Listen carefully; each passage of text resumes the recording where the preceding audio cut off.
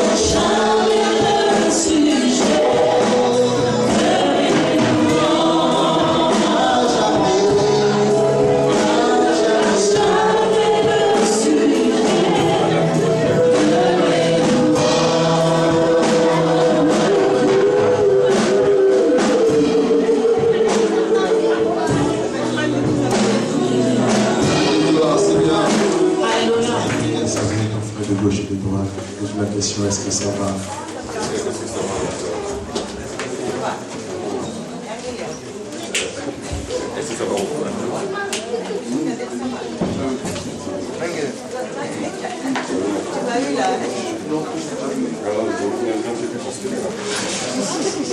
Tout le monde va bien? Tout le monde va bien? Voilà Dieu. Si tout le monde va bien, si tout le monde est content d'être là, tu vas acclamer Dieu très fort.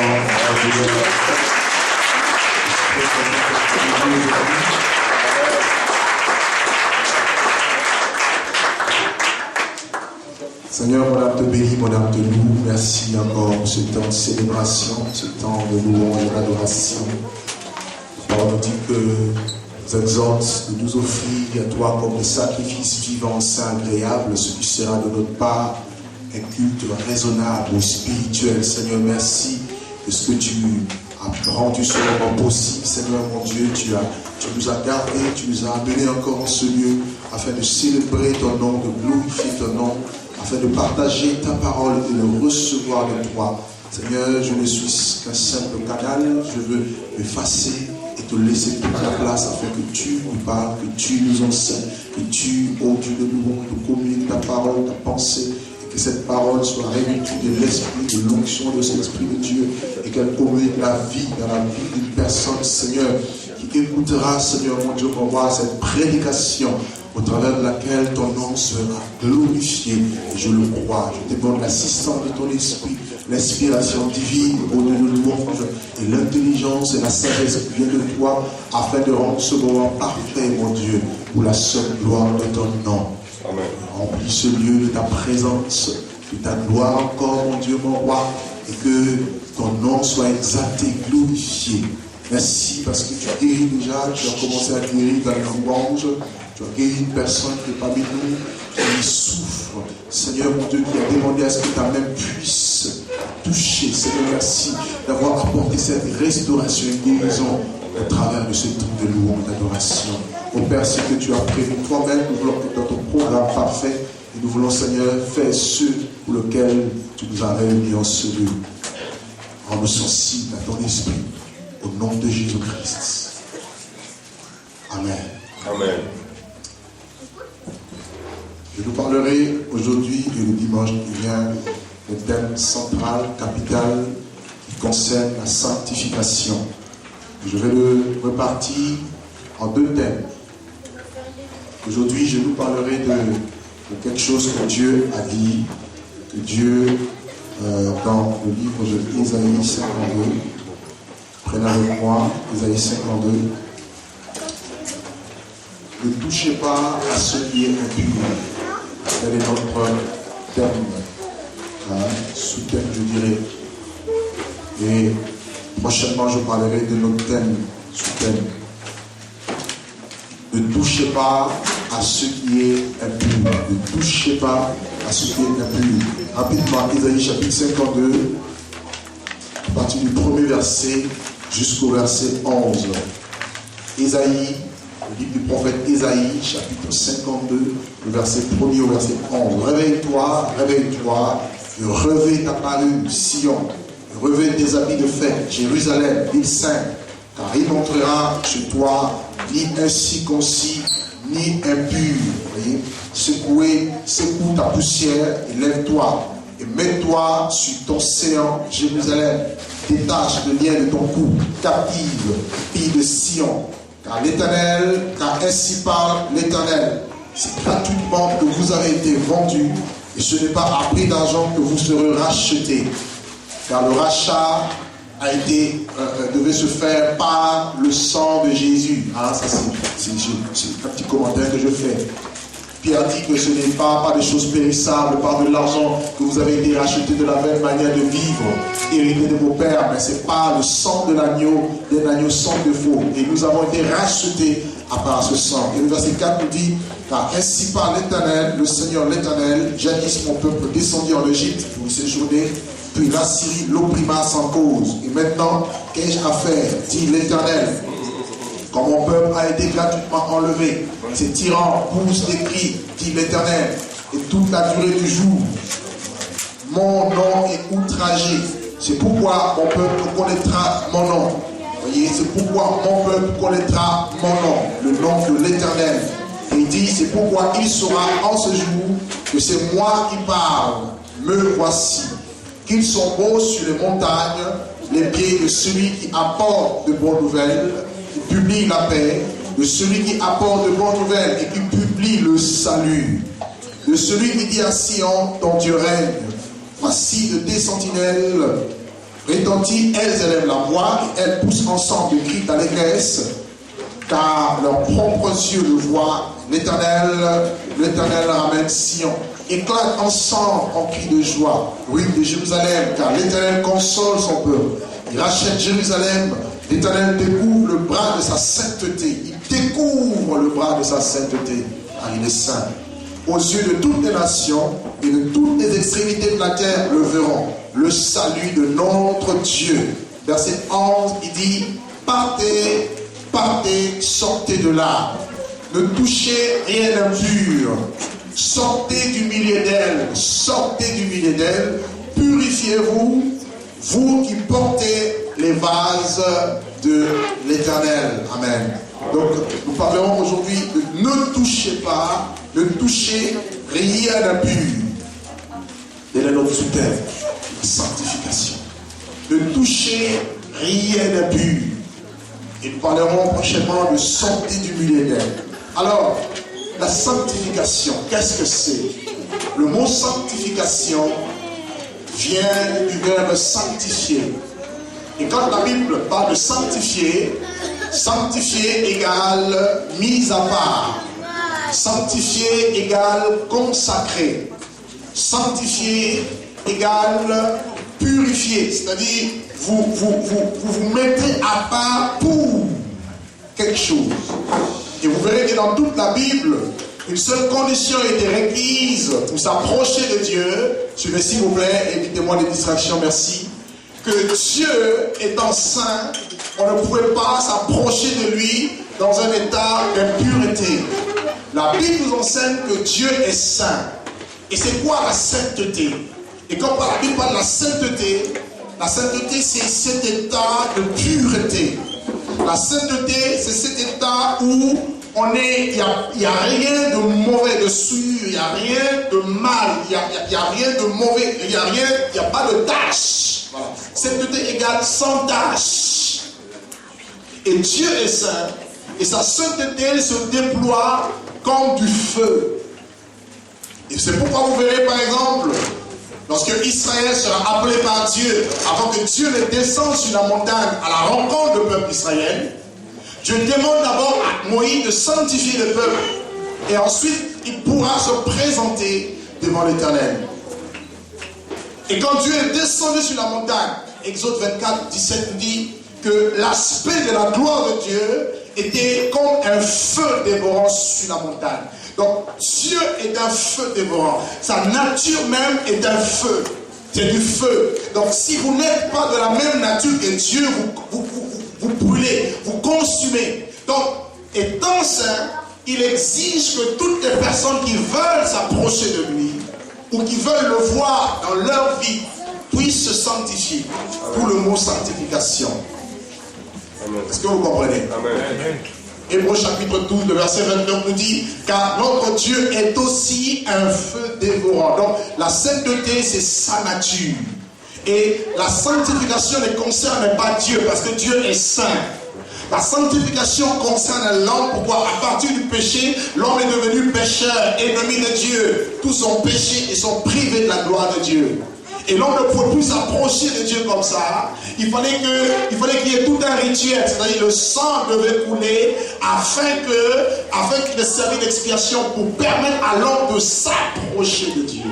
C'est Dieu lui-même qui avait établi les choses ainsi. Nous le voyons à partir de la chute de l'homme dans Genèse. Et qu'est-ce qui va se passer?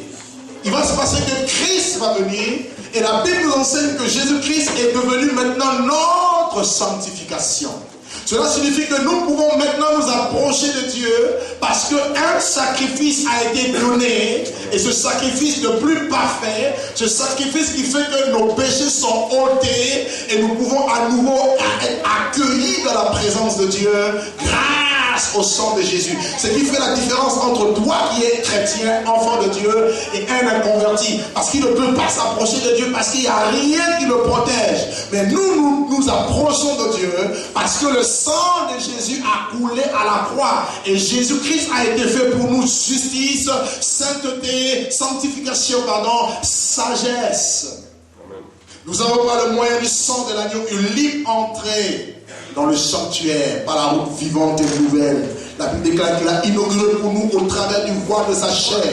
Sa chair a été brisée. À la croix, il a crié, tout est accompli. Lorsqu'il a rendu l'âme, la Bible déclare que le voile du temple se déchirait de haut en bas pour signifier que l'accès maintenant dans la présence de Dieu, dans le sanctuaire de Dieu, dans le Saint de Saints était à nouveau possible. C'est pour ça que la sanctification nous concerne. Donc, un chrétien est d'abord saint parce qu'il donne sa vie à Jésus. Et une fois qu'il a donné sa vie à Jésus, il y a une autre démarche qui doit commencer à partir de ce moment-là, jusqu'au jour où Jésus reviendra nous chercher, ou encore jusqu'au jour de sa mort. C'est ce que la Bible appelle la sanctification. Nous devons vivre une vie de quête ou de recherche de la sanctification. Hébreux chapitre 12, prenez avec moi. Hébreux chapitre 12, le verset 14, la Bible dit quelque chose. C'est un texte très capital qu'il faut bien comprendre et bien retenir, sinon le mémoriser. Hébreux chapitre 12, le verset 14. L'auteur nous dit, recherchez la paix avec tous et la sanctification sans laquelle personne ne verra Dieu. Donc ici, la Bible dit qu'il faut rechercher la sanctification, c'est-à-dire s'approcher de Dieu par la vie de pureté, ne pas toucher aux choses impures, sans laquelle personne ne verra Dieu. Donc si tu veux voir Dieu dans ta vie, c'est-à-dire dans tes projets, dans tout ce que tu veux entreprendre, et si aussi tu veux voir Dieu après, c'est-à-dire après que tu sois mort, dans le royaume de Dieu, dans ce lieu de félicité, dans la nouvelle Jérusalem, rappelez-vous, nous avions dit, lorsqu'on a parlé de la nouvelle Jérusalem, il n'y rentrera rien de souillé ni d'impur. Donc si nous voulons voir Dieu, si nous voulons rentrer dans la dimension spirituelle de Dieu, si nous voulons toucher l'aspect de ce feu dévorant, cette gloire, il y a une chose que nous devons rechercher quotidiennement, c'est la sanctification, sans laquelle personne ne verra Dieu. Qui veut voir Dieu ici? Amen. Je veux voir les Dieu. Qui sont ceux qui veulent voir Dieu? Moi, je veux voir Dieu. Alors, il faut une vie de sanctification. Et dans Matthieu chapitre 5, verset 8, Jésus disait, heureux ceux qui ont le cœur pur, car ils verront Dieu. La sanctification, c'est dans le but de nous purifier. La sanctification et la purification, c'est la même chose. Quand on parle de sanctification et quand on parle de purification, c'est la même chose. Donc on nettoie, on se lave parce que nous sommes impurs, nous sommes sales, et dans le but d'être utilisables par Dieu et dans le but de s'approcher de Dieu. Vous voyez un peu, hein? Amen. Bien. Donc qu'est-ce qui est pur? Quand on parle de pureté, c'est quoi? C'est quoi être pur? Être pur, c'est être sans mélange. Quand on dit qu'on est pur, on ne se mélange pas avec le mal. Et Dieu ne se mélange pas. On ne peut pas mélanger les choses de Dieu et les choses profanes. Non. Dieu est saint, Dieu est pur. Et il exige aussi notre pureté. La pureté, c'est aussi ce qui n'est pas altéré, ce qui n'est pas vicié ou pollué. Donc dans la pureté, il n'y a pas la notion de la pollution. Or, nous vivons dans un monde pollué. La Bible déclare que le péché nous enveloppe si facilement. Hein? Nous sommes dans un monde tellement sale, tellement pollué, que nous avons besoin chaque jour de nous purifier. C'est pour cela qu'un chrétien doit constamment s'humilier devant Dieu. Jean dit quoi? Si nous disons que nous n'avons pas de péché, nous le faisons menteur. Mais si nous confessons nos péchés, il est fidèle et juste pour nous les pardonner et pour nous purifier de toute iniquité. Amen. Voilà ce que la parole de Dieu enseigne. Et la même Bible nous dit que si nous marchons dans la lumière, comme il est lui-même dans la lumière, nous sommes mutuellement en communion avec Dieu.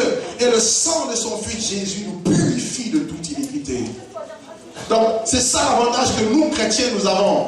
Le sang de Jésus est disponible pour nous purifier à chaque fois que nous péchons, à chaque fois que les mauvaises pensées traversent notre esprit, à chaque fois que nous pouvons nous retrouver dans une quelconque impureté. Amen. Ne touchez à rien d'impur. Alléluia. Alléluia. Et allez un peu avec moi dans le livre de Lévitique. Je vais vous montrer quelque chose. Vous verrez que dans la notion de la pureté, il y a quelque chose que Dieu lui-même qui a établi, cette différence entre ce qui est saint et ce qui est souillé, entre ce qui est pur et ce qui est impur ou encore profane. Vous lirez dans Genèse 7, vous verrez que lorsque Noé sort de l'arche, Dieu demande à ce qu'il va sacrifier à l'Éternel sur l'autel des bêtes pures. Donc déjà, dans la Genèse, nous voyons déjà cette notion et cette distinction entre ce qui est pur et ce qui est impur. Et on ne pouvait pas offrir à Dieu des choses qui étaient impures. Vous voyez? Alléluia.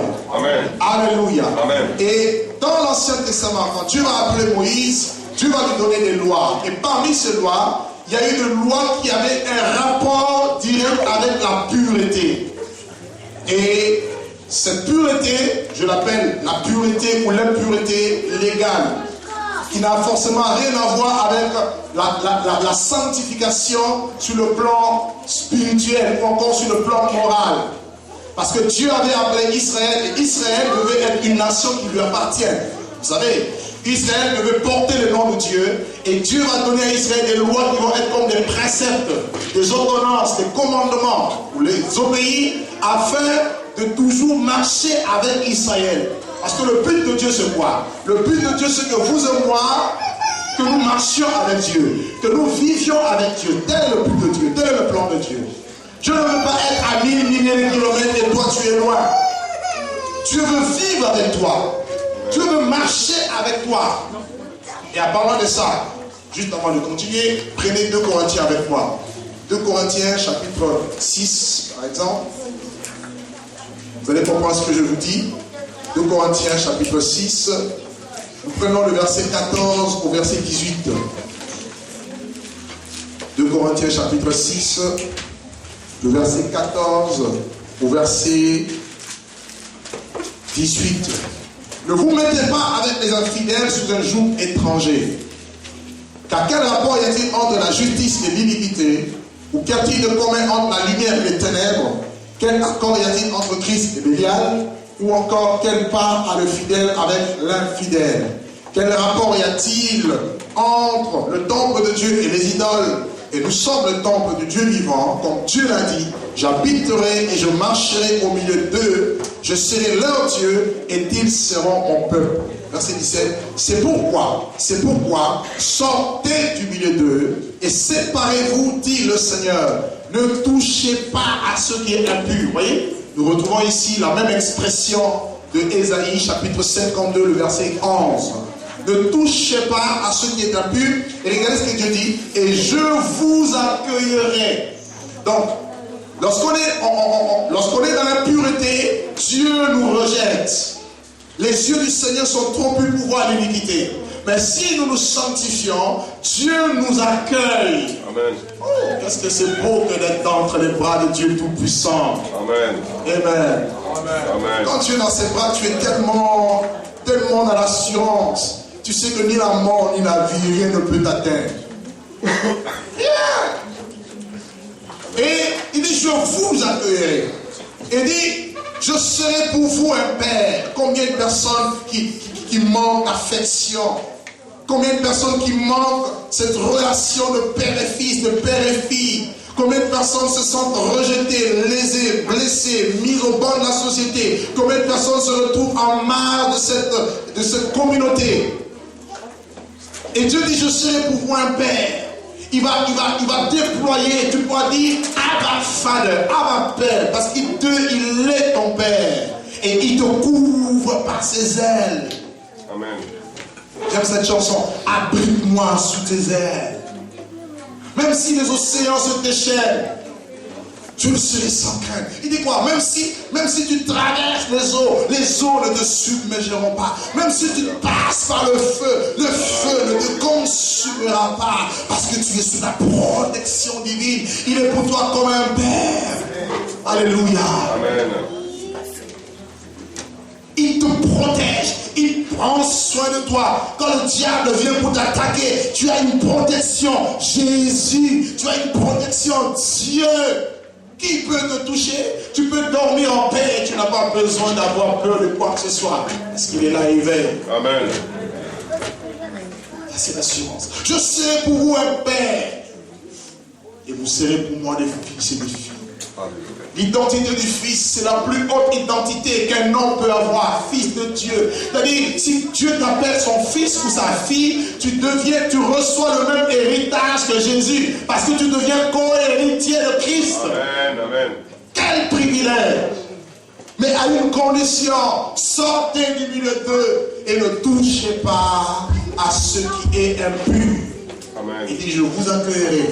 Il dit, je marcherai moi-même. Oh, alléluia. Je marcherai moi-même au milieu de vous, dit le Seigneur. Alors, Israël devait se purifier. Et Dieu va donner des lois que je parlerai tout à l'heure, qui étaient plus de lois qui avaient trait à la pureté sur le plan formel, si je peux dire, sur la forme. Hein? La pureté sur le plan hygiénique, par exemple. Dieu avait donné toute une série de lois que Israël devait observer. Et tout ça, c'était dans un but. Je vais essayer de vous le faire comprendre. Pour qu'aujourd'hui, en tant qu'enfant de Dieu, que vous compreniez le sens spirituel de ce qui avait été écrit. Amen. Amen. Dieu considérait certaines choses comme impures. Et prenez avec moi Lévitique chapitre 10, versets 8 à 11. Nous allons voir d'abord pourquoi Dieu voulait que son peuple puisse marcher dans la sainteté. Sainteté à l'Éternel, dit la parole de Dieu. Sainteté à l'Éternel, il est saint. Et nous voulons dégager ce parfum de sainteté. Lévitique chapitre 10, le verset 8 au verset 11. Ici nous sommes dans un contexte où les enfants d'Aaron qui étaient souverains sacrificateurs, ces enfants étaient sacrificateurs, ils vont apporter dans la présence de Dieu un feu étranger. Ce qui n'était pas conforme à la parole de Dieu. Et la Bible dit qu'un feu va sortir de devant l'Éternel et va consumer ces hommes. Ils étaient deux et ils sont morts tout de suite. Parce que la sainteté de Dieu, c'est du feu. Il ne faut pas confondre l'amour de Dieu et la sainteté. Dieu est amour, c'est vrai, mais Dieu ne tolère pas le péché. Amen. Dieu ne supporte pas le péché. Derrière son amour se cache sa sainteté. Derrière son amour se cache sa justice. Et ces deux enfants sont morts. Et regardez, Dieu va donner maintenant une restriction. L'Éternel parle à Moïse et dit, plutôt à Aaron, et il dit, tu ne boiras ni vin, ni boisson enivrante, toi et tes fils avec toi, lorsque vous entrerez dans la tente d'assignation, de peur que vous ne mouriez. Et ce sera une loi perpétuelle parmi vos descendants, afin que, regardez le but, l'objectif, afin que vous puissiez distinguer ce qui est saint de ce qui est profane, de ce qui est impur de ce qui est impur. Donc le but de la sanctification, c'est quoi? C'est de séparer, de savoir distinguer ce qui est bon de ce qui n'est pas bon, de ce qui est pur et de ce qui n'est pas pur, de ce qui est acceptable par Dieu et de ce que Dieu réprouve. C'est ça le but de la sanctification, la sainteté. Et Lévitique chapitre 11 toujours, allons dire dans Lévitique chapitre 11, nous prenons le verset 44 à 45, ici il est dit encore autre chose. Car je suis l'Éternel, votre Dieu, vous vous sanctifierez et vous serez saints. Car je suis saint. Donc vous vous sanctifierez. Deuxièmement, vous serez saints parce que moi, l'Éternel, je suis saint. Et vous ne vous rendez point impurs par tous ces reptiles qui rampent sur la terre. Car je suis l'Éternel qui vous a fait monter du pays d'Égypte pour être votre Dieu et pour que vous soyez saints, car je suis saint. Donc ici, Dieu demande à chaque enfant d'Israël de se sanctifier. Donc ceci veut dire quoi? Ceci veut dire que la sanctification, ce n'est pas le domaine de Dieu. Dieu est déjà saint. C'est à nous de nous sanctifier. C'est à chacun de nous d'avoir une démarche vers la sainteté, vers la nature de Dieu. Cela veut dire que tu es impur ou tu as des choses impures que tu dois commencer à enlever, à te débarrasser. Vous comprenez, hein? Donc c'est ta responsabilité, c'est ma responsabilité. C'est pourquoi vous voyez que dans Apocalypse 22, le verset 11, il est dit que celui qui est souillé se souille encore. Et que celui qui est saint se sanctifie encore. Amen. Amen. Ça va? Est-ce que tout le monde me suit jusque-là? Amen. Gloire à Dieu. Bien. Alors, quels sont, sous la loi, quelles étaient, il faut noter parce que ça c'est important, quelles étaient les causes de l'impureté rituelle? Quelles étaient les causes? Qu'est-ce que Dieu pouvait considérer comme impur? Quelles étaient les choses qui ont entraîné l'impureté? Parce qu'il dit ne touchez pas ce qui est impur. Ne touchez pas. Premièrement, vous avez le contact avec le mort. Le contact avec le mort. Et dimanche prochain, plaise à Dieu, je prendrai beaucoup de temps pour essayer de nous enseigner un peu dans la sanctification, mais dans l'angle spirituel. Et je vous parlerai un peu de comment est-ce que Dieu ne veut pas que nous soyons en contact avec le monde spirituel, le spiritisme par exemple, en long et à large. Parce que vous voyez même les chrétiens qui se mélangent, qui sont très belles, qui ne connaissent pas les choses. Parce que même ce spiritisme est rentré parmi les enfants de Dieu. Amen. Il faut être enseigné. Amen. Amen. Amen. Je disais le contact avec le mort ou le cadavre. Vous lirez Nombre chapitre 19. On n'aura pas le temps de le lire parce que c'est très long. Nombre 19, le verset 11 à 22. Donc, lorsque quelqu'un mourait, lorsque par exemple vous avez quelqu'un qui est mort et décédé, Dieu avait interdit aux enfants d'Israël de toucher cet homme. Lorsque vous touchez un mort, vous devenez impur. C'était ça, la règle, au temps des enfants d'Israël. Donc le contact avec le mort souillait une personne. Et ceci, c'était pendant 7 jours, d'une part. Et puisque la personne était souillée, toute personne qui venait ensuite toucher la personne souillée devenait aussi impur. Est-ce un peu pour vous? Imaginons que quelqu'un est décédé, quelqu'un est mort, il y a un mort ici, femme, touché là, et que lui vienne et il touche simplement le corps du mort. D'après la parole de Dieu, les lois, il devenait automatiquement impur. Et ceci pendant 7 jours, et avant de déclarer un impur, il y avait un rituel à faire, toute une cérémonie, avec une cérémonie de purification. Et comme il devenait impur, si moi, à mon tour, je venais et que je le touchais, alors moi je n'ai pas directement touché le mort, je devenais aussi impur. Vous comprenez? Merci. Ça, c'est dans la loi. Vous comprenez que dans la loi, parce que les gens mouraient, c'était très difficile, on devait faire appel à des sacrificateurs pour faire d'abord un constat, pour voir comment est-ce que le meurtre a été, ou si la personne était morte par accident ou par meurtre. Et c'était au sacrificateur de faire un travail, pas à n'importe qui. Ça, c'était sous la loi. Amen. Amen. Deuxièmement, une personne devenait souillée quand elle avait une maladie qu'on appelle la lèpre. La lèpre faisait d'une personne souiller la vie d'une personne. Et en général, les lépreux, ils étaient mis en marge de la société. Ils étaient écartés. On ne pouvait pas être lépreux et rester dans l'assemblée d'Israël. Ce n'était pas possible. Ni dans l'assemblée, ni dans la société. On vous mettait à l'écart, en quarantaine. Et les lépreux étaient impurs. Rappelez-vous, lorsque cet homme lépreux a vu Jésus, il dit à Jésus, Seigneur, si tu le veux, tu peux me rendre pur. Jésus dira, je le veux, sois pur. Et il a été guéri sur place. Parce que la lèpre était une impureté. Troisième chose, c'était les écoulements. Les écoulements naturels ou démoniaques.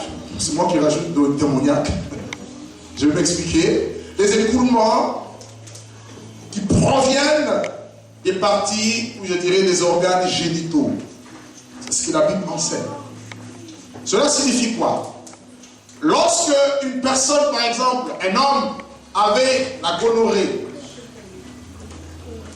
vous allez prendre, pour ceux qui notent, dans le cas de la lèpre, par exemple, je ne vais pas donner la référence, Lévitique 13. Lévitique 13, le verset 14, nous parle de la lèpre. Et Lévitique chapitre 15 nous parle de toutes les sécrétions qu'on pouvait avoir, mais pas la voie génitale. Vous voyez, aussi bien homme que femme. Et une fois que vous aviez ce genre d'écoulement, ça pouvait être une maladie, quelque chose qui coule, ça vous rendait automatiquement impur. Les hommes, par exemple, la gonorrhée. Vous avez aussi le cas qu'on appelle la pollution nocturne. C'est pourquoi je parlais de démoniaque. Parce que la pollution nocturne, ce n'est pas un fait naturel, comme la science veut nous l'enseigner.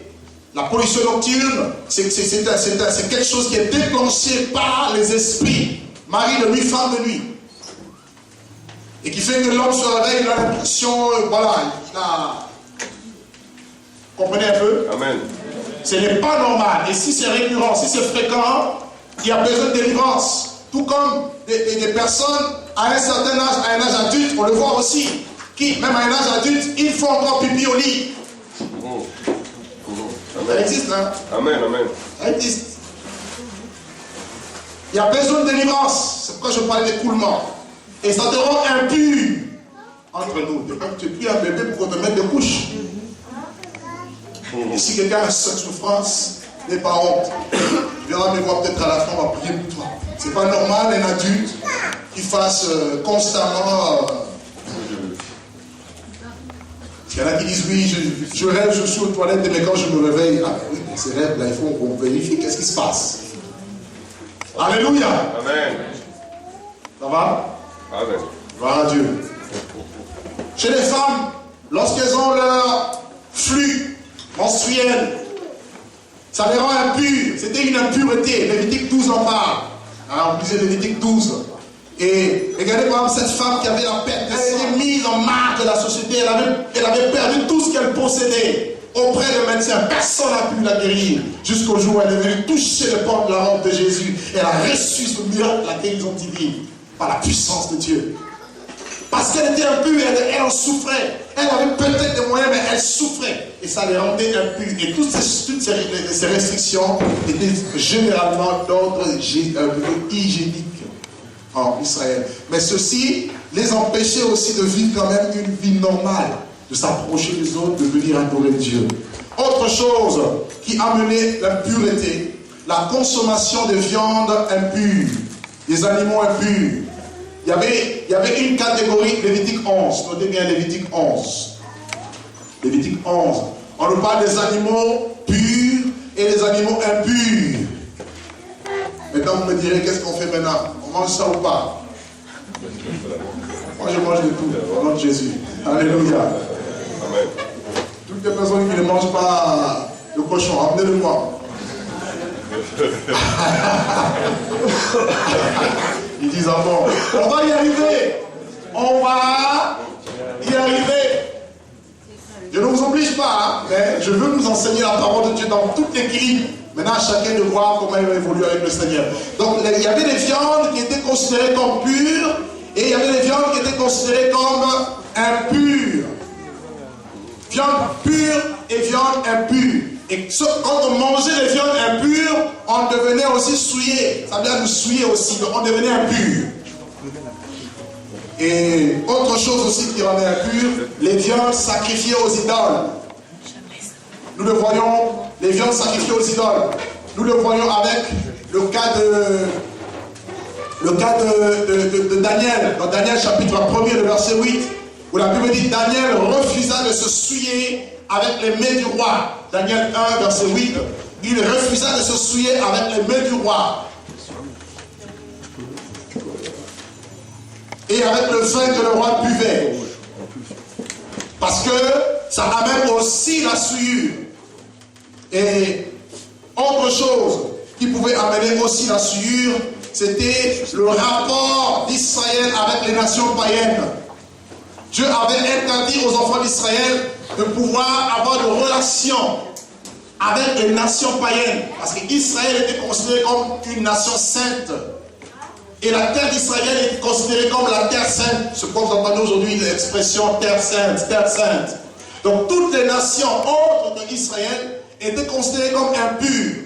Vous comprenez pourquoi, dans la vision que Pierre avait eue, Dieu lui montre une nappe pendant qu'il priait, il tombe en extase, il voit une vision, Dieu lui montre une nappe et dedans il y avait des animaux, des bêtes impures. Et Dieu lui dira, tu les manges. Il dira, non, jamais rien de suie n'est rentré dans ma bouche. Donc Dieu voulait simplement lui faire comprendre qu'il voulait aussi apporter la grâce même aux nations païennes. Amen.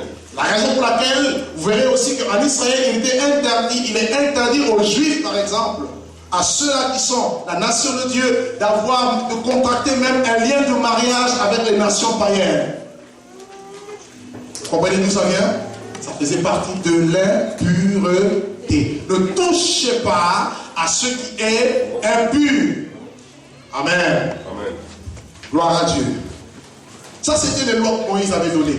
Hormis les 10 commandements, je ne veux pas toucher le cadre de la moralité parce que nous connaissons déjà. Dans les 10 commandements, il dit, tu n'auras point d'autre Dieu devant ma face, donc l'idolâtrie, nous savons que c'est une impureté. Il dit, tu ne convoiteras pas la femme de ton voisin, ni sa maison, tu ne tueras point, tu ne déroberas point. Tout ça, tous les 10 commandements font partie aussi des lois pures, des lois morales qui sont pures. Amen. Amen. Bien. Alors, lorsque Jésus va venir, Jésus-Christ, il va nous aider à comprendre quelque chose. Il va nous aider à comprendre plus le sens moral. Et tout ce que je viens de vous dire, c'était juste des lois pour Israël, c'était pour maintenir une certaine sérénité, santé, mais sur le plan aussi physique. Mais ceci pouvait quand même affecter leur vie spirituelle et leur vie morale. Mais quand Jésus vient, il change la donne. Il veut montrer aux hommes que toutes ces choses-là, c'était du passé. Moi, je suis maintenant votre sanctification. Amen. Alléluia. Amen. C'est moi votre sanctification. Et il va dire quelque chose de très important. Marc chapitre 7. Prenez avec moi à partir du verset 14. Donc les choses vont changer à partir de l'avènement du Seigneur, quand Jésus est venu. Et comprenez il a annoncé ce que la Bible appelle le temps de la réformation, le temps de la restauration. Il est venu rétablir les choses. Et dans Marc chapitre 7, regardez avec moi à partir du verset 14 jusqu'au verset 20. Regardez ici ce que Jésus va dire. Ensuite, ayant de nouveau appelé la foule, et il dit à lui, et lui dit, écoutez bien, écoutez-moi tous et comprenez. Marc chapitre 7, à partir du verset 14, nous sommes au verset 15. Il est hors de l'homme, rien qui entra en lui puisse le souiller. Mais c'est ceux qui sortent de l'homme qui souillent l'homme. Donc ici nous comprenons que la souillure ou la pureté dont il est question, ça n'a plus rien à voir avec ce que nous venons de citer. Ce n'est pas parce que tu vas toucher quelqu'un qui est mort que tu vas avoir peur. Je dis ces choses non pour vous faire peur, pour vous montrer un peu l'origine des choses et où est-ce que Dieu veut nous emmener. Vous comprenez? Ce n'est pas parce qu'une femme, par exemple, et pendant sa période de flux, qu'elle ne peut pas adorer Dieu, ou elle ne peut pas venir adorer Dieu. Non, tout ça c'est reposé, c'est prohibé. Ce n'est pas parce qu'une personne va manger une bête, quelconque, un animal, que les autres peut-être des Juifs vont considérer impur, qu'il va forcément être affecté. Et c'est ce que Jésus dit. Il n'est rien qui rentre dans la bouche qui suit l'homme. Ceux qui suivent maintenant l'homme, ce n'est pas ceux qui entrent, mais ceux qui sortent de la bouche. Amen.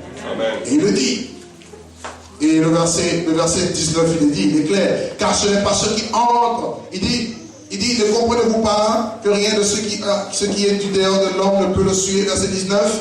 Car ce n'est pas ceux qui entrent, plutôt, car cela n'entre pas dans son cœur, mais dans son ventre, et puis il s'en va dans les lieux secrets, qui purifient tous les aliments. Et il dit encore, ce qui sort de l'homme, c'est ceux qui suent l'homme. Donc la sueur maintenant va changer je dirais, Dieu va nous montrer maintenant quelles sont les choses qui vont apporter la souillure. Amen. Amen. Bien. Romains, chapitre 14. Paul dit la même chose aussi. Romains, chapitre 14. Allons-y vite. Romains 14. Le verset 14 dit quoi? Il dit, je suis persuadé dans le Seigneur, par le Seigneur Jésus, que rien n'est impur en soi, mais qu'une chose n'est impure pour celui qui la croit impure. Donc, Romains 14, verset 14. Donc, Paul dit ici, il n'y a rien qui n'est impur. Rien. Ce n'est pas la nourriture. Ce n'est pas ceci. C'est si tu crois que la chose est impure, c'est à ce moment-là qu'elle devient impure. Alléluia. Et c'est clair. Vous allez voir des personnes qui ont vraiment peur de cette viande de porc. Parce qu'il y en a qui disent, non, même quand Jésus est venu, il a chassé les démons sont rentrés dans les porcs, et puis, mais oui, mais ces porcs-là sont tous morts à l'époque. Oui ou non? Amen. Disait la Bible. Ces porcs sont tous partis dans le lac qui était là, et ils étaient tous morts. Donc il n'y a aucun d'eux qui est resté en vie, qui va continuer à transmettre soi-disant les démons. Amen. Parce qu'un démon peut aussi bien habiter la viande de cheval ou la viande de bœuf que tu manges. Le poulet que tu aimes là, un démon peut entrer. Mais nous savons que tout est sanctifié par la parole de Dieu et par la prière. Amen. Amen. Amen. C'est pourquoi je disais tout à l'heure, amenez-moi tout ça. Je veux remplir mon frigo. Amen. Amen. Je veux le bien manger, bien même. Je veux les manger bien même. Et la grâce de Dieu va augmenter de ma vie. C'est pas ça qui va augmenter la grâce. Alléluia. Amen. Donc ce n'est pas ça. 1 Corinthiens chapitre 8, Paul dit aussi la même chose. Hein? Là, pour les personnes qui s'inquiètent, oh la viande halal, c'est quoi, c'est sacrifié au démon. Tout est question de conscience. Si tu as une conscience faible, alors ne mange pas. Mais moi, ma conscience est pure. Et je sais qu'on parle ici, je vais vous le lire, je n'ai pas peur de ça, parce que c'est mon Dieu qui a créé cette viande. Oui ou non? Amen. Si vous ne voulez pas manger, il n'y a pas de souci. 1 Corinthiens chapitre 8, le verset 4, à partir du verset 4 jusqu'au verset 8. Il est dit ceci. Pour ce qui est donc de manger les viandes sacrifiées aux idoles, nous savons qu'il n'y a point d'idole dans le monde. Il dit, nous savons qu'il n'y a point d'idole dans le monde, mais qu'il n'y a qu'un seul Dieu. Car s'il y a des êtres qui sont appelés Dieu, soit dans le ciel, soit sur la terre, comme il existe réellement plusieurs dieux et plusieurs seigneurs, néanmoins pour nous, il n'y a qu'un seul Dieu, le Père, de qui viennent toutes choses, pour qui nous sommes, et un seul Seigneur, Jésus-Christ, par qui sont toutes choses, et par qui nous sommes. Donc c'est du Père que nous sommes, et nous sommes par Christ. On commence par la parole était avec Dieu, et la parole était Dieu. Toutes choses ont été faites par elle. Toutes choses existent par lui et pour lui. Amen. Vous comprenez? Donc, ceci veut dire quoi? Et le verset 7 il dit, mais cette connaissance n'est pas chez tous. Donc, même les chrétiens n'ont pas cette connaissance. Quelques-uns, d'après la manière dont ils envisagent encore l'idole, ils mangent ces viandes comme étant sacrifiées aux idoles. Leur conscience qui est faible en est souillée. Donc, si tu crois vraiment que les démons vraiment peuvent avoir une influence même sur la nourriture, c'est que ta conscience est faible. Et si ta conscience est faible, il est préférable pour toi dans cette condition de ne pas manger. Parce qu'en mangeant cela, puisque ta conscience est faible, tu souilles ton âme ou ta conscience. Mais pour quelqu'un qui a la connaissance, qui sait que ce n'est pas un problème et ta conscience n'est pas souillée. C'est pourquoi tout à l'heure je disais, tout est pur si tu considères cela pur. Amen. Amen. Et regardez le verset 8. Ce n'est pas un aliment qui nous rapproche de Dieu. Donc ce n'est pas la bouffe que tu as qui va te rapprocher de Dieu. Paul dit quoi? Si nous en mangeons, nous n'avons rien de plus. Et si nous n'en mangeons pas, nous n'avons rien de moins. Amen. Nous sommes rapprochés par le sang de Jésus. C'est par le sang que nous nous rapprochons du trône. Approchez-vous du trône de la grâce avec assurance. Mais ce n'est pas parce que j'ai mangé porc.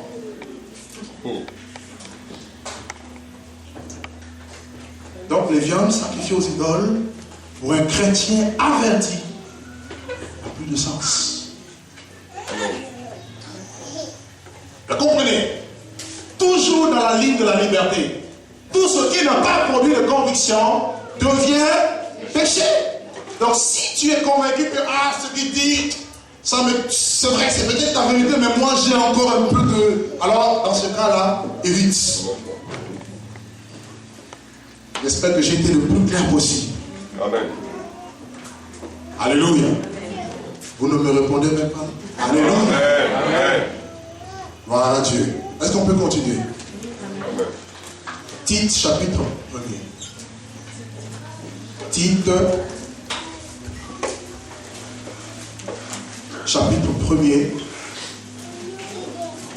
Nous sommes au verset 15 jusqu'au verset 16.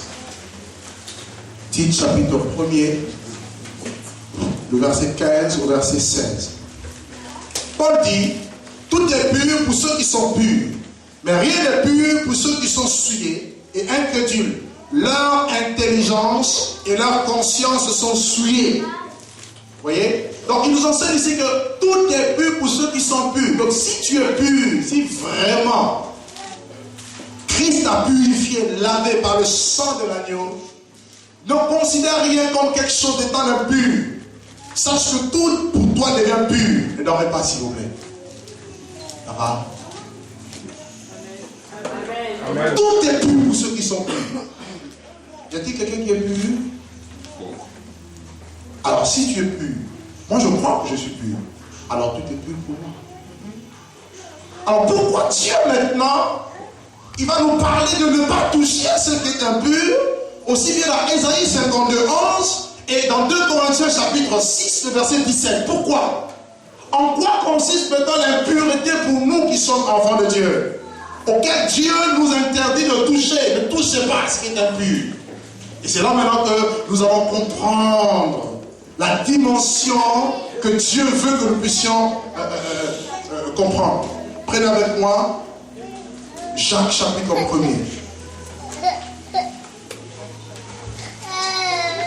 Quelles sont les choses aujourd'hui qui peuvent souiller les enfants de Dieu? Les saints que vous et moi nous sommes. Nous sommes appelés à être saints. Et nous devons rechercher cette sanctification. Mais quelles sont les choses qui peuvent nous souiller, nous rendre impurs? Alors la première chose que je vais vous présenter, c'est dans Jacques chapitre 1er. Jacques c'est après Hébreu. Après Hébreu, Jacques 1, le verset 26 au verset 27. Jacques 1er, le verset 26 à 27. La Bible dit, si quelqu'un croit être religieux, sans tenir sa langue en bride, mais en trompant son cœur, la religion de cet homme est vaine. Il dit au verset 27, la religion pure et sans tache devant Dieu notre Père consiste à visiter les orphelins et les veuves dans leurs afflictions et à se préserver des souillures du monde. Voilà la première chose qui amène la souillure dans la vie des enfants de Dieu, c'est le monde. Il y a la souillure du monde. Et nous sommes arrivés à un moment où beaucoup de gens aiment le monde. Le monde, la souillure. La Bible dit que le monde a la souillure. Quelle est la religion pure? La religion ici, c'est dans l'image, ce n'est pas religion telle que religion, c'est l'ensemble des pratiques, des dogmes, des traditions que les hommes ont mis en place pour aller vers Dieu. Mon religion ici a aussi le sens de culte. Le culte pur et sans tache devant Dieu.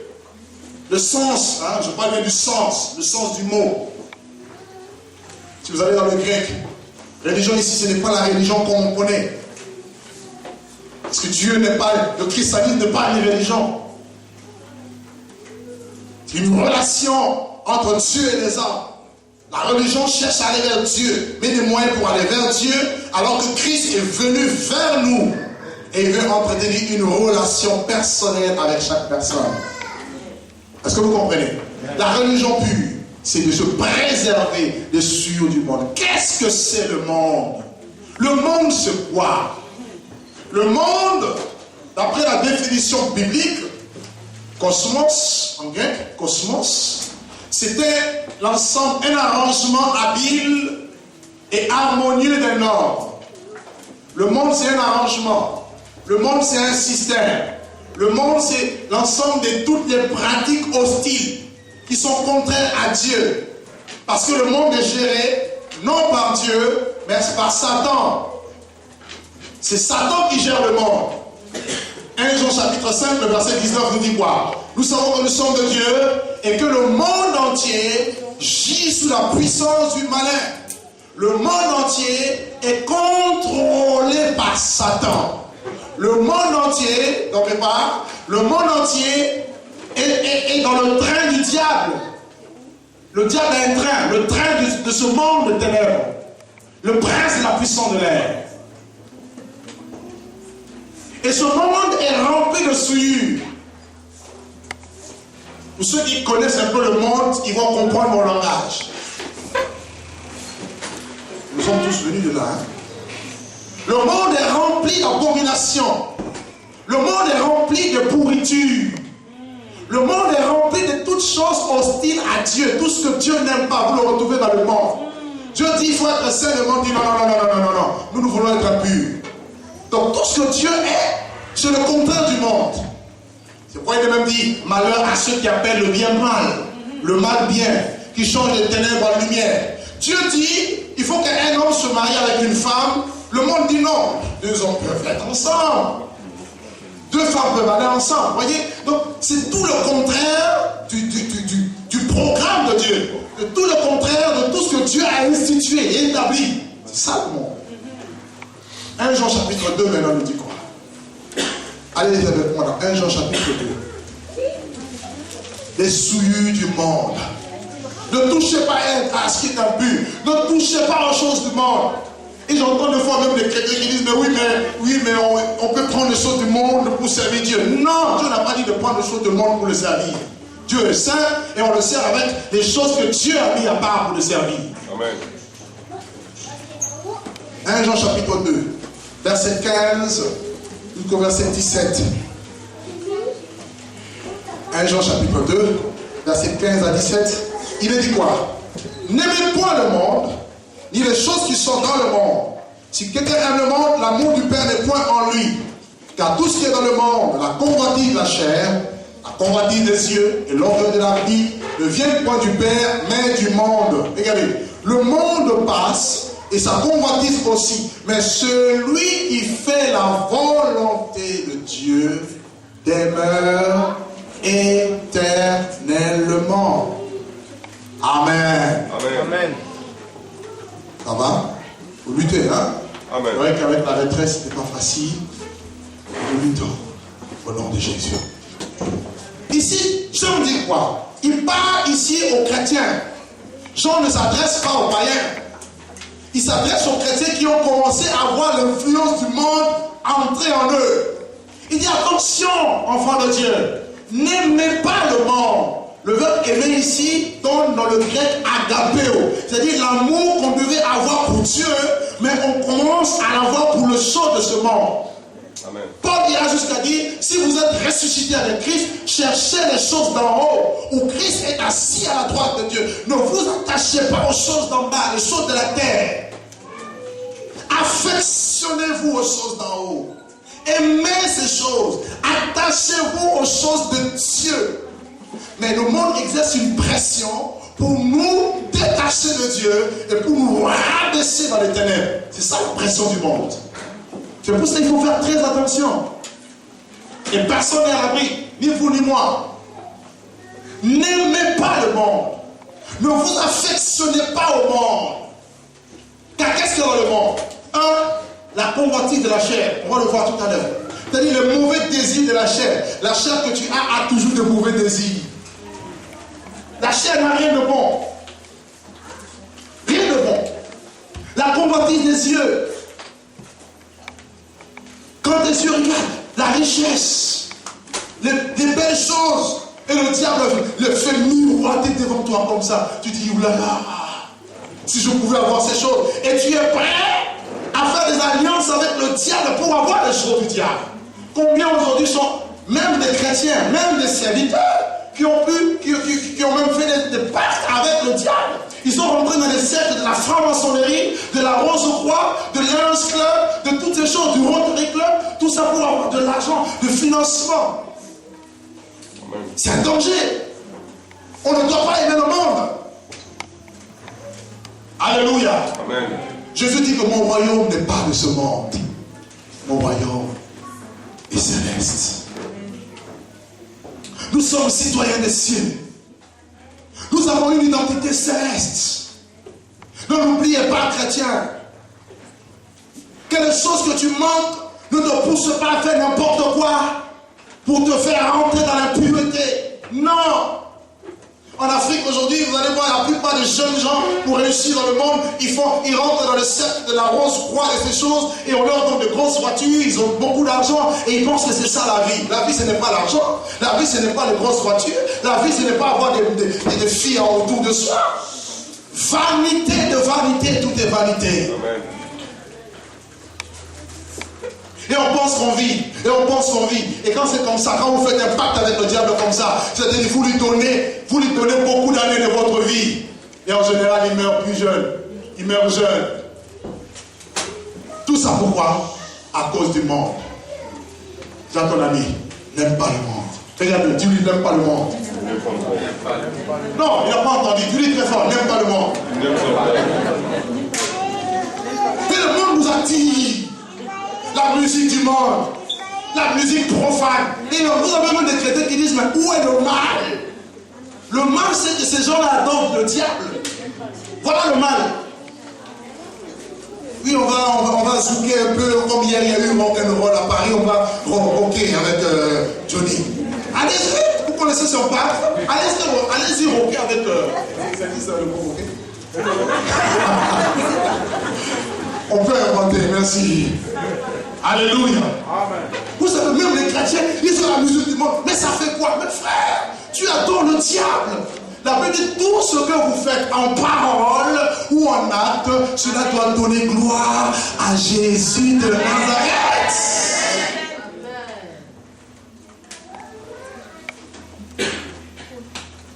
La mode. Ah, vous savez, les choses d'aujourd'hui, mais attention, si tu n'as pas la mode, dire ton ami la mode. Et vous avez des chrétiens comme ça, ils sont accrochés à la mode. Ils sont prêts à ne pas semer dans l'œuvre de Dieu, mais dernier cri, ils ont Mongo, Zara, comment ça s'appelle? Il y en a tellement. Jean-Franco Ferré, et c'est... Alléluia. Il y en a, je ne dis pas que c'est mauvais, hein. Je vais s'habiller. Habillez-vous décemment. Mais il y en a qui sont esclaves de ça. Non, moi, si je ne porte pas caisse, si je ne porte pas tel griffe, vous savez, même quand ils mettent des griffes de costume, au lieu d'enlever les tickets, ils mettent des tickets pour que tout le monde voit que c'est Hugo Boss. Non, tu n'as pas besoin de démontrer que tu es Hugo Boss. Le véritable boss de Jésus est en toi. Alléluia.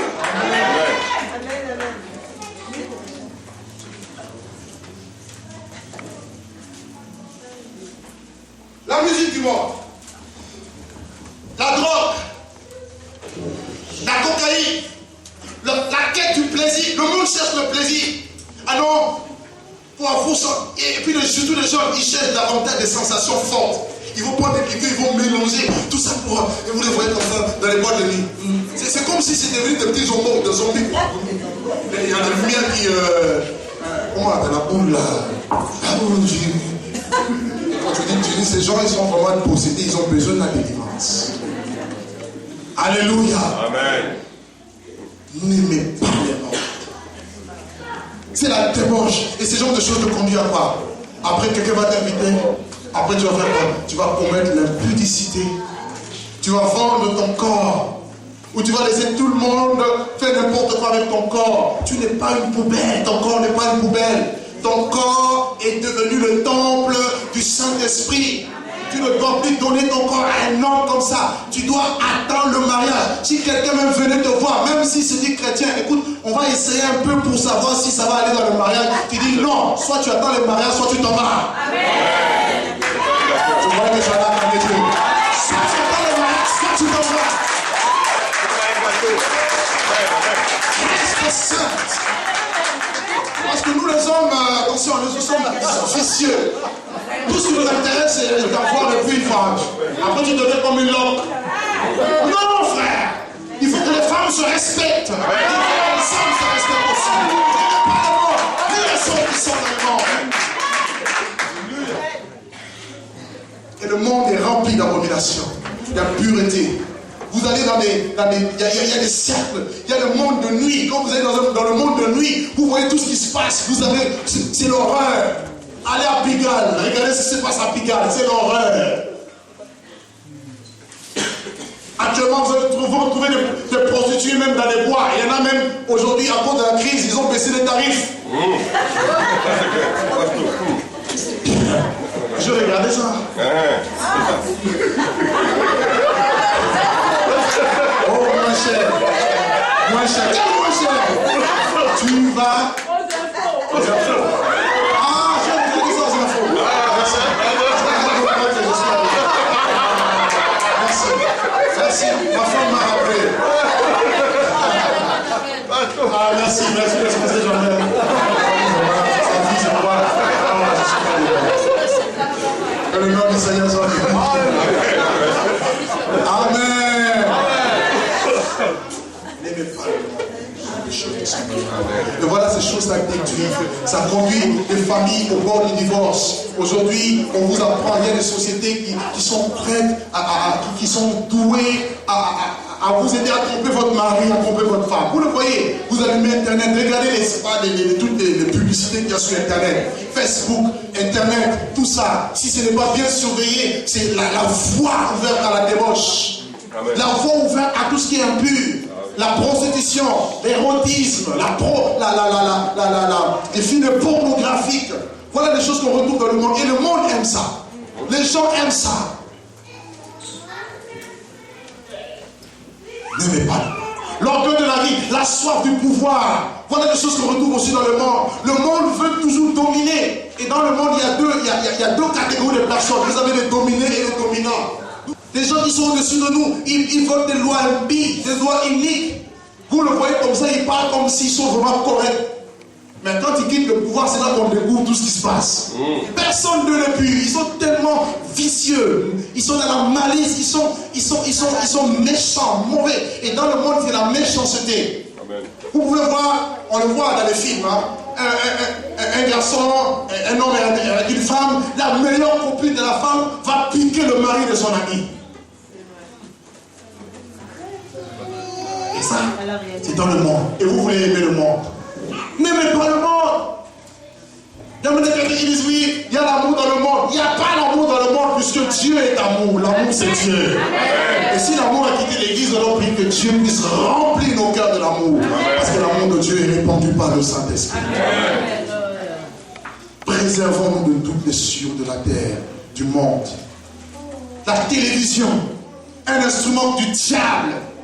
Il faut veiller sur cet instrument dont je vous parle, par lequel le diable a réussi ou il réussit à détourner beaucoup de gens, en nous polluant avec des publicités, des choses, et des choses que vous regardez, que nous regardons, ça pollue notre esprit. Au lieu que notre esprit soit rempli de la parole de Dieu, il est dit que l'homme ne vivra pas du pain seulement, mais de toute parole qui sort de la bouche de Dieu. Mais nous sommes remplis non de la parole, non de la prière, mais nous sommes remplis de la télé. Matin, midi, soir, télé. C'est un danger. Et le diable fait tout pour nous distraire. Et vous allez voir dans le monde, il y a tout est fait pour distraire. On n'a pas le temps. Toute la semaine du travail, tu es fatigué et le week-end, on te présente tout un tas de programmes, divertissement, ceci, jeu de ceci, jeu de cela. Tout est fait pour distraire et les gens n'ont pas le temps pour Dieu. Arrêtez-vous au métro. Commencez à évangéliser, vous allez voir que les gens n'ont pas le temps. Quand vous leur parlez de Jésus, non, j'ai pas le temps. Non. Mais ils ont le temps pour faire autre chose. Donnez-vous du temps pour Dieu, enfant de Dieu. Amen. Il y a un temps pour tout, il y a un temps pour travailler, mais il y a aussi un temps pour se consacrer à Dieu, à la prière, à la méditation de la parole, à la communion fraternelle, à l'adoration. Il faut se donner ce temps. Ne rentre pas dans le roulement du monde. Le monde sait ce que tu travailles pour gagner. Mais Jésus dit quoi? N'amassez pas, ne vous amassez pas des trésors sur la terre, mais amassez-vous des trésors là-haut. Là où la terre, la roue ne peut détruire. Mais nous amassons des trésors ici. Nous voulons avoir beaucoup d'argent. Frère, c'est un piège. Tous ceux qui veulent s'enrichir, nous dit Timothée, ils tombent dans le piège. Car l'amour de l'argent est aussi une racine de tous les maux. Faites attention, mes frères. Amen. L'argent ne doit jamais être ton maître. L'argent doit être ton serviteur. Amen. Amen. Est-ce que je suis clair? Amen. Tu dois servir Dieu avec ton argent. Mais tu ne dois pas être conditionné par l'argent. Et donc, ils n'ont pas l'argent, ils ne sont pas en paix. Tu as un problème. Moi, ma paix ne vient pas de l'argent. Ma paix vient de Christ. Amen. Jésus dit, je vous donne ma paix, je vous laisse ma paix. Je ne vous la donne pas comme le monde donne. Même si j'ai l'argent, gloire à Dieu. Si je n'ai pas l'argent, gloire à Dieu. J'ai mangé, gloire à Dieu. Je n'ai pas mangé, gloire à Dieu. Jésus restera mon Seigneur. Je l'adorerai chaque jour, en esprit, en vérité. Je le servirai de tout mon être, de toute mon âme, de toute ma force, de toute ma pensée. Et je glorifierai son nom jusque dans l'éternité. Ça, c'est la première chose. Et Jacques chapitre 4 nous dit, le verset 4 nous dit, l'amour du monde est inimitié contre Dieu. Si quelqu'un aime le monde, il devient ennemi de Dieu. Voilà ce que la parole de Dieu enseigne. Le monde fait de toi un ennemi de Dieu. Puis j'aime Dieu. Ah mais j'aime aussi le monde. Non, tu n'aimes pas Dieu. Tu aimes le monde et tu es ennemi de Dieu. Jean 15. Si vous lisez, vous lirez juste à la maison, Jean chapitre 15, verset 18 à 25. Où Jésus-Christ nous parle que le monde va haïr ceux qui sont de Dieu. Si tu es de Dieu, le monde va te haïr. Et puis une autre chose, n'acceptez pas que le monde puisse vous accepter. Il y en a qui ne veulent pas s'engager ou ne veulent pas servir Dieu parce qu'ils disent, oui mais mes amis vont faire quoi? Mes amis vont me quitter. Le salut est individuel. Amen. Tu es venu seul, tu partiras seul. Amen. Quand on va enterrer ton ami, le jour de l'enterrement, il est parti seul, tu n'es pas parti avec. Donc occupe-toi de ton salut. Le salut est personnel. Ne te dis pas qu'est-ce que les gens vont dire. Non frère, c'est un piège. Les mauvaises compagnies corrompent. La mauvaise compagnie corrompt le bon mœurs, dit la parole. Amen. Jean chapitre 17, le verset 14 à 16. Où Jésus dit, je vous êtes dans le monde, mais vous n'êtes pas du monde. Il ne faut pas se suicider. Nous sommes dans le monde et nous sommes dans ce monde ténébreux. Mais nous ne sommes pas, nous n'acceptons pas ou nous ne devons pas marcher selon le système de ce monde.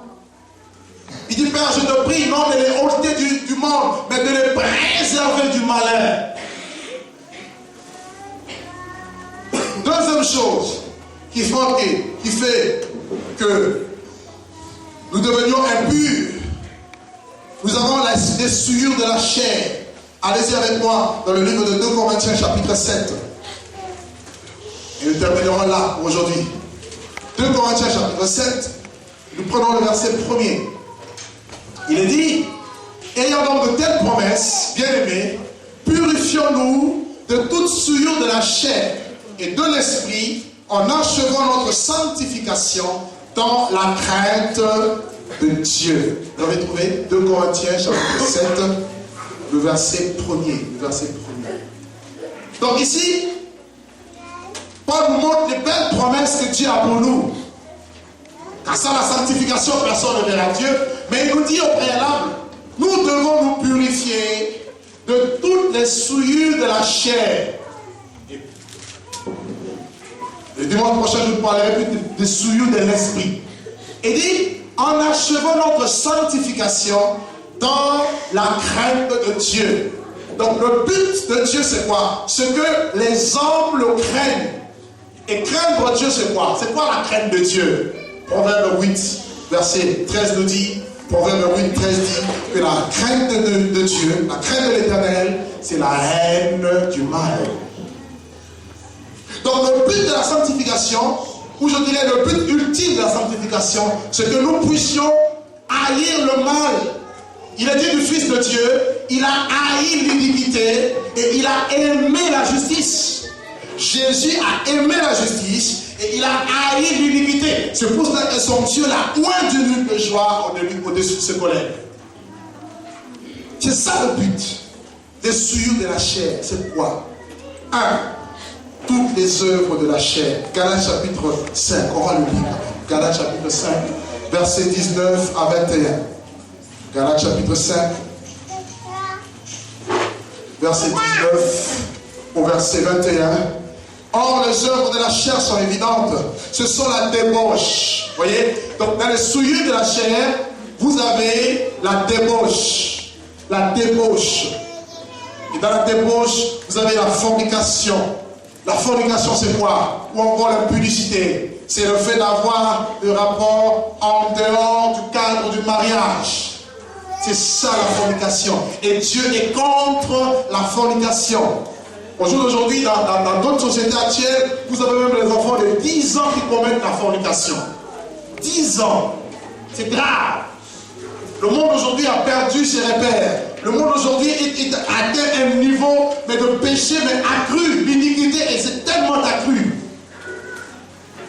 La débauche. Et dans la débauche, vous avez aussi l'adultère. L'adultère, c'est quand une personne est engagée dans le mariage et qu'il trompe, il va en dehors du cadre du mariage. C'est là qu'il y a adultère. L'adultère ne concerne que les cas de ceux et de celles qui sont mariés. La débauche et des pratiques horribles que nous retrouvons. Et la Bible nous parle aussi de l'impureté, tout ce qui est impur. Des choses telles que la sodomie, l'impureté. Vous retrouvez ces choses même parmi les chrétiens. Il faut faire attention. Ça amène la pureté, ça amène la souillure. Dieu est contre ces choses. Le dérèglement, où les gens sont déréglés, les gens ne règlent pas plus les choses comme Dieu. Ce qui est anormal pour Dieu devient normal pour eux. Le dérèglement. On nous parle de l'idolâtrie. Vous voyez, la magie, la sorcellerie, on parlera de ça prochainement. Les rivalités, les querelles, les jalousies, les animosités, les disputes, les divisions. Donc tout ça, ça fait partie des souillures de la chair. Si vous êtes dans ces choses, il faut cesser. Dieu ne veut pas que son peuple se retrouve dans les murmures, dans les calomnies. Dieu ne veut pas que son peuple se retrouve dans les disputes. Il faut fuir les disputes. Quand quelqu'un vient te disputer, je ne veux pas. Non. Je ne veux pas. Conserve-toi pur. C'est ton rôle. Parce qu'il peut y avoir des gens qui peuvent venir vous provoquer. On veut savoir si tu es vraiment vrai chrétien. Quelqu'un qui te gifle comme ça. Et tu dis, écoute, je vais mettre la Bible de côté, tu vas voir. C'est ça. Un pasteur qui a fait ça. Il a mis sa veste, la Bible de côté. Il a cogné. Il dit, j'ai encore les... On appelle ça les carreaux. Les filles de Samson. Le fils de Samson est revenu, il a cogné, puis il est revenu humble. Non, frère. Toi, tu sais de quel point je me chauffe? Chrétien. Alléluia. Amen. Dis à ton ami, change. Ne touche plus à ce qui est impur. Les divisions, l'envie, l'ivrognerie. Ah oui, mais c'est pas mauvais, on peut aussi boire. C'est pas mauvais, on peut boire. La Bible interdit l'ivrognerie. L'ivrognerie et l'ivresse. Vous me direz, mais oui, il n'est pas interdit forcément de toucher. Mais est-ce que tu sais à partir de quel degré d'alcool tu peux devenir ivre? Alors il faudrait mieux éviter. Alléluia. Amen. Alléluia. Amen. Ah, je ne vous entends même plus. Amen. Gloire à Jésus. Les excès de table. Il y en a qui mangent la gloutonnerie. Ils mangent et ils mangent. Sans limite. Ça aussi, ça veut la pureté. Au bout d'un moment, tu te sens tellement lourd. Là, il faut prier. Seigneur Jésus, merci pour la journée d'aujourd'hui. Parce que tu es tellement lourde. Amen. Il y a un temps pour manger, il y a un temps aussi pour jeûner. Amen. Amen. Moi, je conseille beaucoup aux chrétiens de jeûner. Alléluia. Amen. Merci Jésus. Dieu est bon. Dieu nous aime. Amen. Il est notre Père. Que personne ne se sente indexé. Je n'indexe personne. Je prêche simplement la vérité pour que Dieu nous délivre. Amen. Amen. Vous connaîtrez la vérité et la vérité vous affranchira. Donc les excès de table et les choses semblables. Tout ça, Dieu reprouve cela. Allez-y avec moi dans 1 Corinthiens chapitre 6. 1 Corinthiens chapitre 6. Le verset 9 à 10. Ça aussi, ce sont des choses que Dieu n'aime pas. Il dit, ne savez-vous pas que les injustes n'hériteront pas le royaume de Dieu? Ne vous y trompez pas, ni les débauchés, ni les idolâtres, ni les adultères, ni les efféminés. Ici, on parle des efféminés. Vous connaissez les efféminés, non? Les efféminés n'entreront pas au ciel. Donc, il faut faire attention. Être efféminé, c'est aussi devenir impur, de toucher aux choses impures. Ni les efféminés, ni les homosexuels. Ils ne sont pas nés comme ça. Ce sont des esprits et des démons. Et les démons qui animent les gens qui sont homosexuels sont des démons terribles. Que Dieu vous ouvre les yeux pour voir ça. Ce sont des démons terribles. Ni les homosexuels, ni les voleurs, le vol, le fait de prendre des choses qui ne sont pas à toi. Les cupides, les ivrognes, les outrageux, les ravisseurs n'hériteront pas le royaume des cieux. Et regardez avec moi le verset 15. Il dit, ne savez-vous pas que vos corps sont le membre de Christ? Prenez donc le membre de Christ pour en faire un membre de prostituée. Loin de là. Ne savez-vous pas que celui qui s'attache à la prostituée est un seul corps avec elle? Car, est-il dit, les deux deviendront une seule chair. Mais celui qui s'attache au Seigneur est avec lui un seul esprit. Il dit, fuyez la débauche. Fuyez l'impudicité. Tiens ton ami, fuis l'impudicité. Dis-lui, les parents, dis-lui, fuis l'impudicité, mon frère, ma soeur. C'est un péché, à part l'idolâtrie, que Dieu demande de fuir. Fuyez l'impudicité. Quelque autre péché qu'un homme commet, le péché est hors du corps. Mais celui qui se livre à l'impudicité pêche contre son propre corps. Il faut fuir. Il ne faut pas résister. Moi, je suis un homme de feu. Je suis un homme de prière. Jésus voit ça et dit, oui, mais je ne t'ai pas dit de prier en ce moment-là. Je t'ai dit de fuir. Amen. Quand la femme de Potiphar est venue, Joseph, tu es bon. Joseph a laissé son manteau. Il a préféré fuir. On dit, mais voilà la preuve. Je préfère que tu me salis. Salis-moi, c'est pas grave. Moi, je n'ai pas commis ça. Amen. Comprenez? Fuis le péché. Toutes les choses qui peuvent t'amener. Si vous êtes fiancé, par exemple, évitez les choses qui pourront vous amener à tomber. Fuis jusqu'au mariage. Il faut fuir. Parce que le péché de l'impudicité, c'est un des péchés qui affecte énormément la personne. Et ça va te bloquer ta croissance et même bloquer les bénédictions que Dieu a réservées pour toi. C'est pour ça que c'est un péché grave.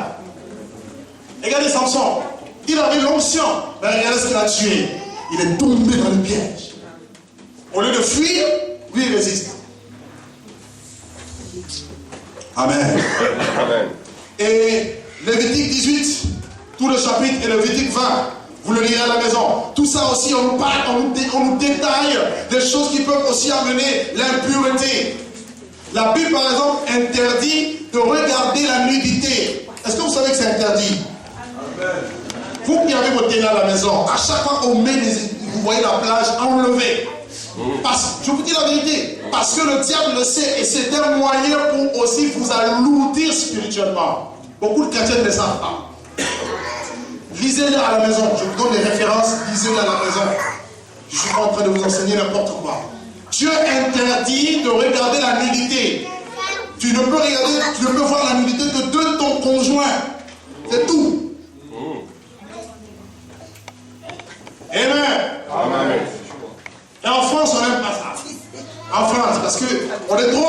dans ce pays. Non. Amen. Amen.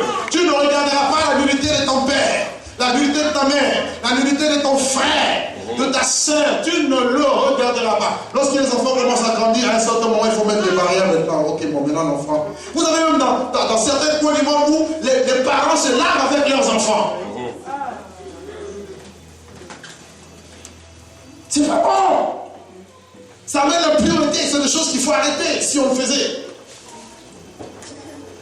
Ah, moi j'aime mon enfant vient, on va se laver ensemble. Tu es en train de maudire ton enfant. Comment est-ce que les sorciers maudissent les gens? Ils font des danses nues, non? Pourquoi la nudité? Parce qu'il y a quelque chose de spirituel, de négatif. Donc faites attention. Amen. Amen. Vous qui allez dans la douche, vous sortez de la douche, couvrez-vous bien. Il y a des invités dans la salon, minette, je sais pas quoi. Non, frère. Au nom de Jésus. Dis à ton ami au nom de Jésus. Gloire à Dieu. La sanctification, ne touchez rien à plus. Oui, vous êtes enfant de Dieu. Vous, comme je dis à la retraite là, vous venez à l'assemblée comme des voitures décapotables. Vous voyez ces voitures décapotables. Quand il fait chaud, ça enlève le truc. Toi aussi, tu es tout décapotable. On voit toutes les parties, tout ça. Jésus est présent ici. Et puis les chrétiens qui sont faibles, on les fait tomber dans le péché. Il faut arrêter. Amen. Nous devons nous habiller décemment. Dis à ton ami, habille-toi bien. Regarde-lui, dis-lui, habille-toi bien. On a besoin de voir ton visage qui rayonne de la gloire de Dieu. Le reste, ça ne nous intéresse pas. Amen. Parce que c'est comme ça que le péché de la publicité entre, et quand ça rentre quelque part, ça détruit. Ça va jusque là? Amen. Dieu interdit ces choses. Dieu ira jusqu'à interdire de relations telles que l'inceste. Vous avez des choses qui rentrent même dans les familles. Les enfants qui font ensemble. Il faut veiller sur ça, les parents. L'inceste. Dieu dit c'est un péché. Dieu dit tu n'iras pas avec ta tante, tu n'iras pas avec la soeur de ta femme. C'est un péché, c'est une abomination. Tu n'iras pas avec les bêtes, la zéophilie ou la bestialité. Il y a des personnes comme ça qui vont avec les bêtes. Vous le voyez, il aime trop son chien. Vous pensez que c'est un chien, non? C'est un compagnon. C'est vrai, hein? L'impureté. Ne touche pas à ce qui est impur. Lévitique chapitre 19, 28 à 31. Dieu dit, tu ne feras pas des incisions. Vous savez, des gens qui aiment beaucoup faire des incisions. Tu ne primeras pas d'image sur ton corps. Vous avez des gens qui aiment faire, aujourd'hui là c'est à la mode, le tatouage. Ah, je vais tatouer mon dos. Je vais tatouer ceci, fleurs, je ne sais pas, avec... Frère, Dieu interdit cela. Si tu l'as fait, viens me voir, on va prier pour toi. Ne te sens pas condamné. Mais je suis en train de nous enseigner pourquoi on ne tombe pas sous le pied du diable. Alléluia. Amen. Alléluia. Amen. Gloire à Jésus. Le tatouage. Ton corps est le temple du Saint-Esprit. Non, je fais de mon corps ce que je veux. Il y en a même qui me disent, oui, moi quand je mourir, il faut m'incinérer. Qui t'a dit que Dieu a voulu que on t'incinère? Si tu es mort, on doit t'enterrer. Tu as besoin de ton corps. Et ton corps ressuscitera un jour. Amen. Amen.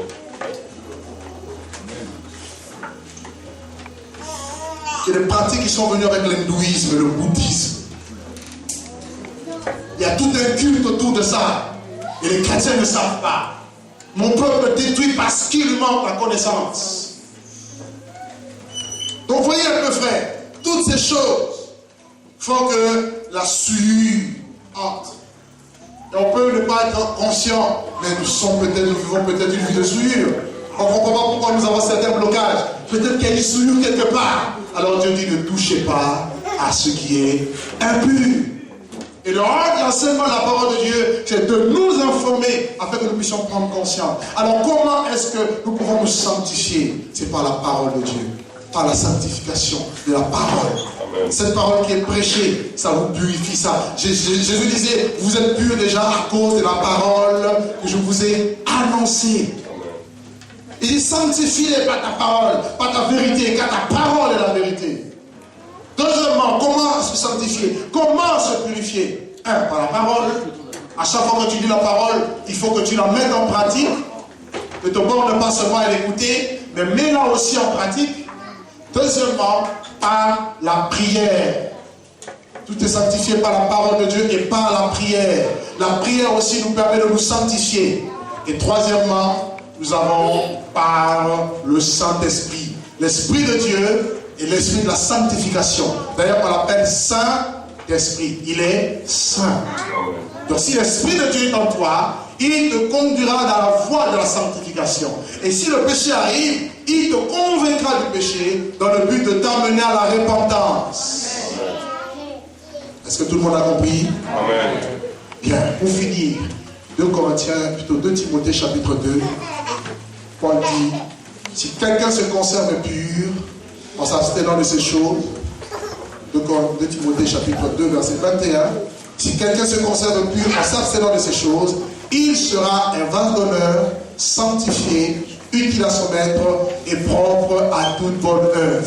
Le but de Dieu, c'est que vous et moi, nous devenions des vases d'honneur.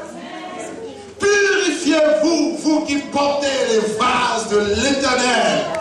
Tu es comme un récipient que Dieu veut remplir de sa grâce, de son esprit, de sa puissance, de son autorité, de sa plénitude, afin d'être un canal de bénédiction pour beaucoup dans ce monde. Dieu veut nous équiper, Dieu veut nous utiliser, mais la condition c'est la sanctification.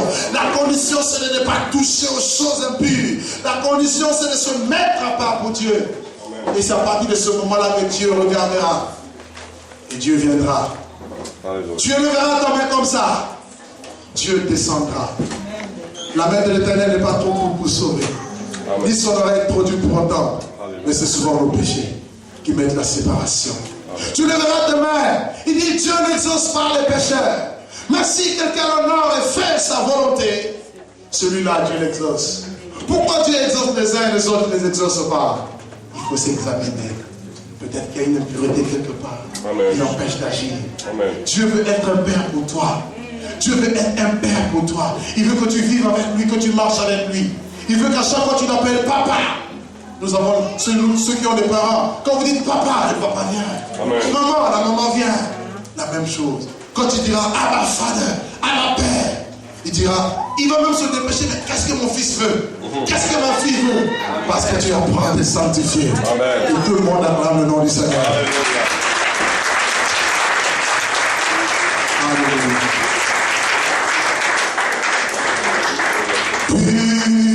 Purifie mon cœur. On peut se lever.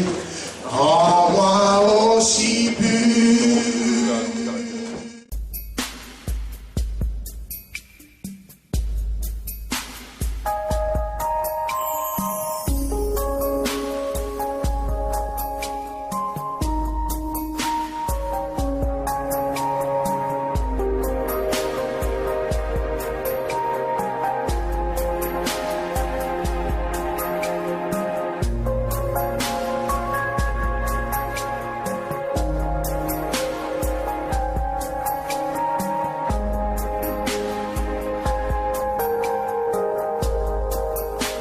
Je lève mes mains,